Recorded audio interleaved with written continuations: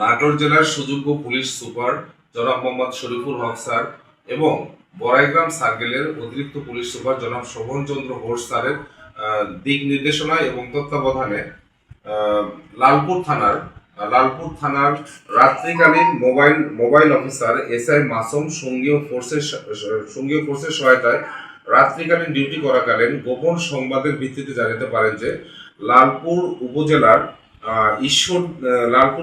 ঈশ্বরদী ইউনিয়নের পালিদেহা গ্রামস্থ জনৈক আক্কাস মেম্বারের বাড়ির সামনে লালপুর থেকে ঈশ্বরদীগামী আঞ্চলিক মহাসড়কের পাশে একটি সাদা রঙের প্রাইভেট কারে কতিপয় লোকজন ধর্তব্য অপরাধ সংগঠনের জন্য অবস্থান করতেছে। উক্ত সংবাদের ভিত্তিতে এসআই মাসুম সঙ্গীয় ফোর্সের সহ উক্ত স্থানে উপস্থিত হইলে প্রাইভেট কার থেকে কতিপয় লোকজন পালানোর চেষ্টা করে।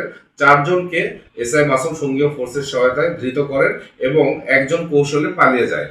তো যে 4 জনকে ধৃত করেন এসআই মাসুম, তাদের দেহ তল্লাশি করিয়ে তাদের হেফাজতে এবং নলেজে থাকা একটি বিদেশি পিস্তল, 10 রাউন্ড গুলি, 2টি ম্যাগাজিন সহ 6টি মোবাইল ফোন এবং সাদা প্রাইভেট কার জব্দ করেন।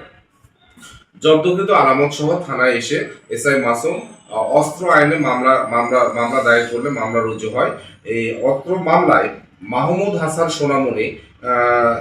সোনামণি, যার বিরুদ্ধে বিজ্ঞ আদালতে বিচারাধীন পূর্বের হত্যা, চাঁদাবাজি, মাদক এবং অস্ত্র সহ প্রায় 24টি মামলা বিচারাধীন রয়েছে এবং অপর একজন আসামি, যার বাড়ি রাজশাহী জেলার বাঘা থানায়, আব্দুস সামাদ, ওনার বিরুদ্ধে হত্যা, চাঁদাবাজি, অপহরণ এবং মাদক সহ সর্বমোট 14টি মামলা বিজ্ঞ আদালতে বিচারাধীন আছে।